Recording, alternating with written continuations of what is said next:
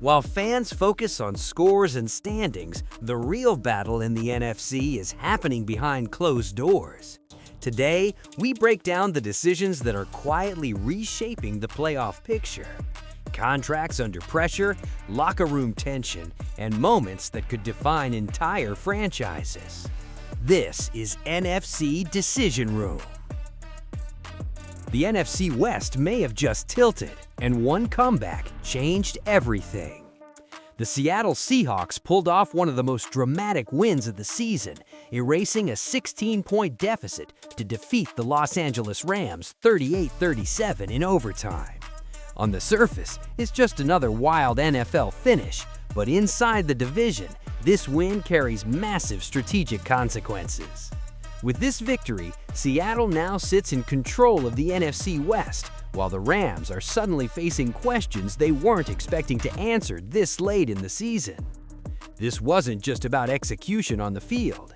It exposed deeper issues: defensive lapses, late-game decision-making, and growing pressure on the Rams' coaching staff. For Seattle, this comeback reinforces belief inside the locker room. For Los Angeles, it raises a dangerous question: how many more mistakes can this roster afford before the season slips away? For the Rams, this loss may end up costing far more than a single game. The Rams entered December with legitimate hopes of securing a top seed in the NFC. Now, after another narrow defeat, those margins are gone. Front office insiders are already pointing to missed opportunities earlier in the season, close games that could now determine home field advantage or force a brutal road playoff path. The pressure is no longer theoretical. Rotation decisions are under scrutiny, player discipline is being questioned, and internal accountability is becoming unavoidable. In the NFC, seasons don't collapse loudly, they erode one decision at a time. And the pressure isn't staying on the field. Following the overtime loss, Kelly Stafford, the wife of quarterback Matthew Stafford, posted sharp criticism of NFL officiating on social media. While not uncommon, moments like this matter. They add external noise at the exact moment teams need internal focus.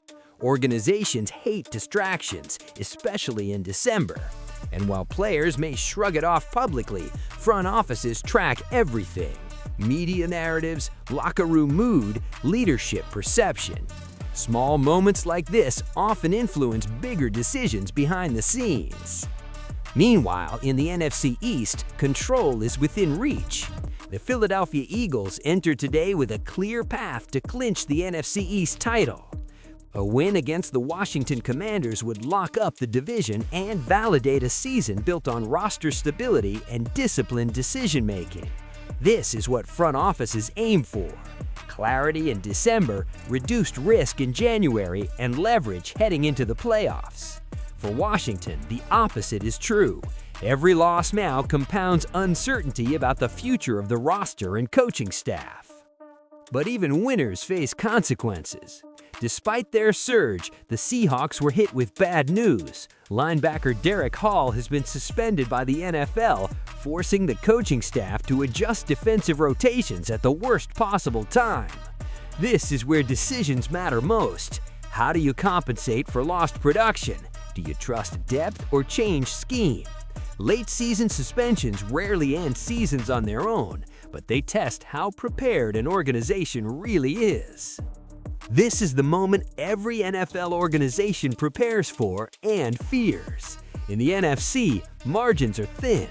One comeback, one comment, one suspension, one decision.